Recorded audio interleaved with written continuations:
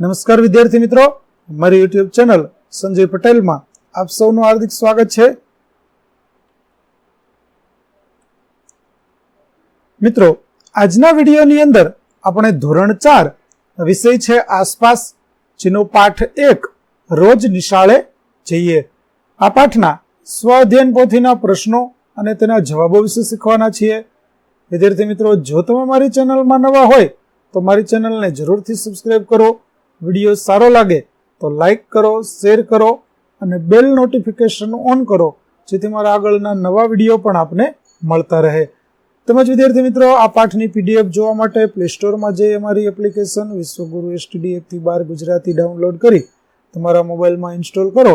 જે તમે શરૂ કરશો તો તમને આ પ્રકારે જોવા મળશે, જેમાં સ્વ અધ્યયન પોથીની અંદર ધોરણ બતાવશે, ધોરણ પસંદ કરશો એટલે વિષય બતાવશે, વિષય પસંદ કરશો એટલે પાઠનું નામ બતાવશે. જેમાં તમે વિડીયો ઉપર ક્લિક કરશો તો વિડીયો જોવા મળશે અને PDF ઉપર ક્લિક કરશો તો તમને PDF જોવા મળશે. તો આશા રાખું છું અમારી એપ્લિકેશન આપ સૌને ગમશે. જરૂર ડાઉનલોડ કરજો, જે એકદમ ફ્રી છે. કોઈ પણ પ્રકારના ચાર્જ વગર તમે વિડીયો અને PDF જોઈ શકશો. તો ચાલો મિત્રો, હવે આપણે શરૂ કરીએ પાઠ 1 રોજ નિશાળે જઈએ. પ્રશ્ન 1 છે, પ્રશ્નોના જવાબ લખો. જેમાં પહેલો પ્રશ્ન, મુસાફરી માટે કયા કયા વાહનોનો ઉપયોગ થાય છે? તો મુસાફરી માટે સ્કૂટર, મોટરકાર, બસ, રિક્ષા, રેલગાડી વગેરે જેવા વાહનોનો ઉપયોગ થાય છે. બીજું, પ્રાણીઓ વડે ચાલતા વાહનોના નામ લખો. તો પ્રાણીઓ વડે ચાલતા વાહનોમાં બળદગાડી, ઘોડાગાડી અને ઊંટગાડી છે. ત્યાર પછીનો પ્રશ્ન 3, ડુંગરાળ રસ્તાઓ પર ચાલતા કેવી કેવી મુશ્કેલીઓનો સામનો કરવો પડે છે? તો ડુંગરાળ રસ્તાઓ પર ચાલતી વખતે પથ્થરો પર ધીમેથી પગ ટેકવીને શરીરનું સંતુલન જાળવીને ચાલવું જોઈએ. આડાઅવળા રસ્તે પગે લાગે નહીં તેનું ધ્યાન રાખવું જોઈએ. ત્યાર પછીનો પ્રશ્ન 4, આ પાઠમાં બાળકો શાળાએ જવા કેવા કેવા પ્રકારના વાહનોનો ઉપયોગ કરે છે? તો આ પાઠમાં બાળકો શાળાએ જવા માટે રિક્ષા, સાયકલ, સ્કૂટર, સ્કૂલ વાન, બસ, બળદગાડું જેવા વાહનોનો ઉપયોગ કરે છે. ત્યાર પછી તમે કયા કયા વાહનોમાં મુસાફરી કરેલ છે તે વાહનોના નામ લખો. તો મેં વિવિધ વાહનોમાં મુસાફરી કરી છે: બસ, મોટરકાર, રિક્ષા, સ્કૂટર, રેલગાડી, બળદગાડી વગેરે. ત્યાર પછી પ્રશ્ન 2, નીચેના કોષ્ટકમાં મુસાફરીના પ્રસંગ આપેલ છે.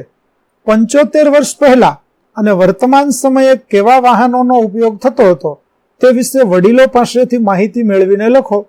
જેમ કે મુસાફરીનો પ્રસંગ છે લગ્ન. તો 75 વર્ષ પહેલા લગ્નમાં જવાનું હોય તો ગાડામાં જતા હતા અને વર્તમાન સમયમાં બસ અથવા કારમાં લોકો જાય છે. શાળાએ જવા માટે તો 75 વર્ષ પહેલા લોકો ચાલીને જતા હતા. અત્યારે રિક્ષા, સ્કૂટર અથવા તો બસ દ્વારા જઈએ છીએ. ટૂંકી મુસાફરી કે જે નજીકના ગામોમાં જવાનું હોય તો મોટા ભાગે ચાલીને જવામાં આવતું હતું, જ્યારે હાલમાં આપણે સ્કૂટર અથવા કાર દ્વારા જઈએ છીએ. ત્યાર પછી એક રાજ્યમાંથી બીજા રાજ્યમાં જવા માટે તો 75 વર્ષ પહેલા લોકો ઘોડા દ્વારા અથવા તો હાથીઓ દ્વારા જતા હતા, જ્યારે અત્યારે રેલગાડી, વિમાન દ્વારા પણ જઈ શકે છે. વિદેશ યાત્રા કરવા માટે લોકો વાહન અથવા તો જહાજનો ઉપયોગ કરતા હતા, જ્યારે અત્યારે વિદેશ યાત્રા માટે લોકો વિમાન અને જહાજનો ઉપયોગ કરે છે. ત્યાર પછી પ્રશ્ન 3, નીચે આપેલ મુસાફરીના વાહનોને તેની ઝડપના ક્રમ અનુસાર ચડતા ક્રમમાં ગોઠવો.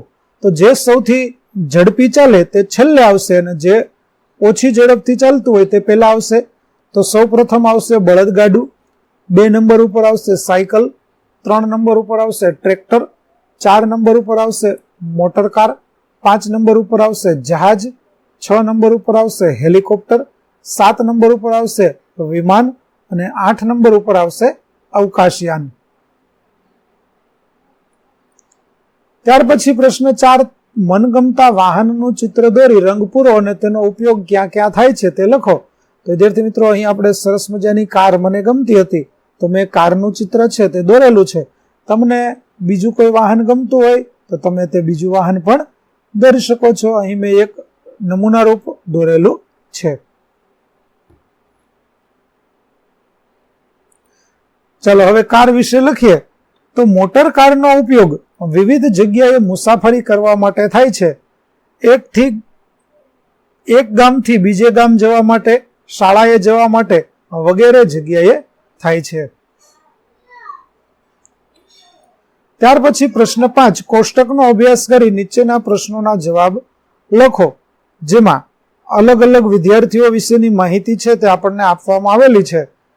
તેઓ કયા રાજ્યના છે, તેમનો વિસ્તાર કેવો છે અને શાળાની મુસાફરી માટે કયું વાહન વાપરે છે તેની માહિતી આપેલી છે. ચાલો તેના આધારે આપણે પ્રશ્નોના જવાબો જોઈએ. જેમાં પહેલો પ્રશ્ન, જંગલ વિસ્તારમાં પૂજા કેવી રીતે મુસાફરી કરે છે? તો જંગલ વિસ્તારમાં પૂજા ચાલીને મુસાફરી કરે છે. બીજું, કોષ્ટકમાં આપેલા વાહનો પૈકી કયા વાહનની મદદથી સૌથી ઝડપી અને કોણ શાળાએ પહોંચશે? તો શાળાની બસની મદદથી શ્લોકા ઝડપી શાળાએ પહોંચશે. ત્રીજું, મેદાન વિસ્તારમાં બાળકો મુસાફરી કેવી રીતે કરે છે?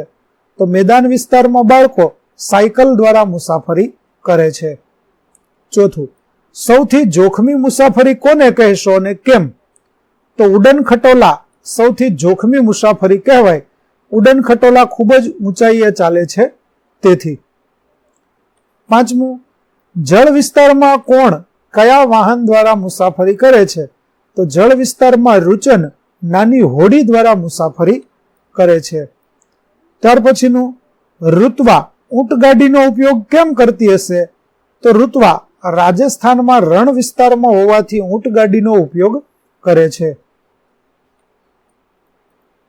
વિદ્યાર્થી મિત્રો, અહીં આપણું ધોરણ 4 નો પાઠ 1 છે રોજ નિશાળે જઈએ ના સ્વ અધ્યયન પોથીના પ્રશ્નો અને તેના જવાબો છે તે પૂરા થાય છે.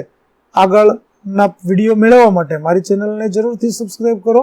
તેમજ PDF જોવા માટે વિદ્યાર્થી મિત્રો પ્લે સ્ટોરમાંથી અમારી એપ્લિકેશન વિશ્વગુરુ STD 1 થી 12 ગુજરાતી ડાઉનલોડ કરો.